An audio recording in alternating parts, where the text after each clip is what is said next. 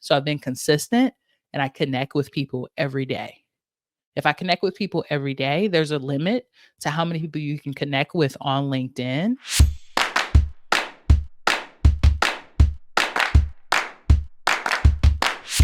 So, two things that I would suggest is think about what you're going to do to be consistent on LinkedIn, right? Because sometimes we just look at follower amounts and we're like, oh, 800, 8,000 followers, 10,000 followers, and we get excited about it because we quantify followers with money when that's not a direct correlation.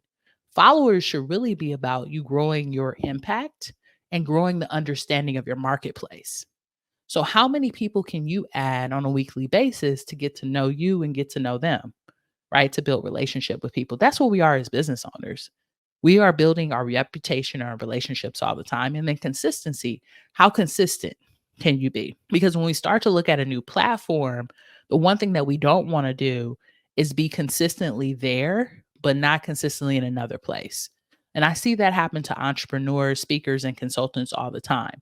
What you all will do is you'll get on this training, you'll be like, I'm all about LinkedIn today.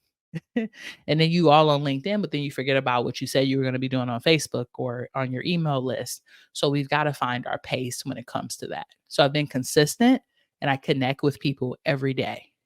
If I connect with people every day, there's a limit to how many people you can connect with on LinkedIn, but I don't worry about the limit, right? I connect with probably about 500 people a month. And if those people connect with me and we're in conversation, it's great. Sometimes it becomes a client relationship. Sometimes I find a coach, whatever it may be. So, consistency.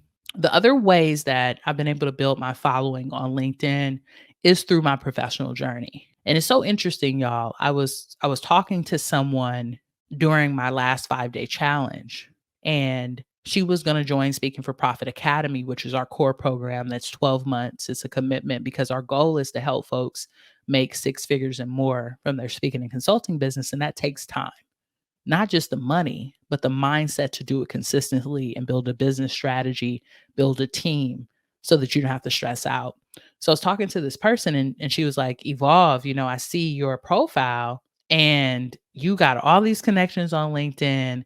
You got all these degrees. I need to go back to school. And I laughed at her because I wish my degrees are really the things that got me there.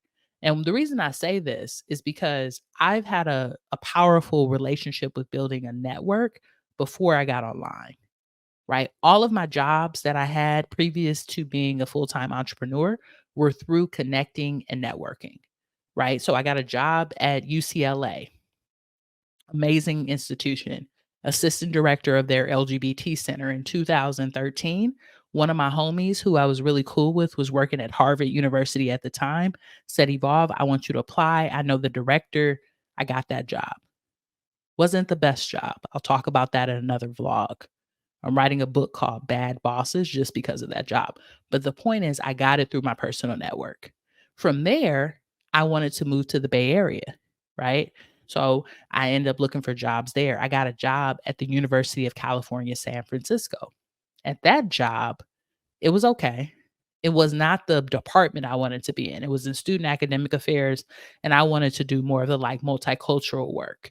So when I got there, who did I see at a meeting? I seen a black woman there. And it turned out that that black woman ended up being my boss later on, had seen me at another event doing some poetry at another university. So she remembered me. So when she got the opportunity to hire someone, her assistant director, she came to me. She said, you should apply for the job. I applied for the job. I was assistant director at the Multicultural and LGBT Center at the University of California, San Francisco for several years. And then at some point, the students at that university love me. They love working with me. I love working with graduate students. If you are in student affairs and you love working with graduate students, go on to put that into the comments. So I was like, cool, with a lot of medical students. And a position came up at the medical school. And the medical students came to me and they said, Evolve, I want you to apply for this job. And I got a job at the medical school. And I was scared, y'all, because I was like, I got to work with some doctors. I don't know how this is going to work, but it was one of the best positions I ever had. And I had that job as an equity and inclusion program manager at one of the top medical schools in the country, the United States, for the last several years. And I just left that position. But do you see the correlation there? All of those jobs were because of people in my network saying, Evolve, I see that you're talented. I want you. Did I have to apply and go through interviews? Of course, it's a part of the bureaucracy of being on a campus. So when you're utilizing LinkedIn, I want you to think about it that way. You're showing up consistently because people are watching you. And when an opportunity comes up, you want them to be able to say, Hey, Geronda, this opportunity is for you. Hey, Tiana, this opportunity is for you. Hey, Asante Love, this opportunity is for you.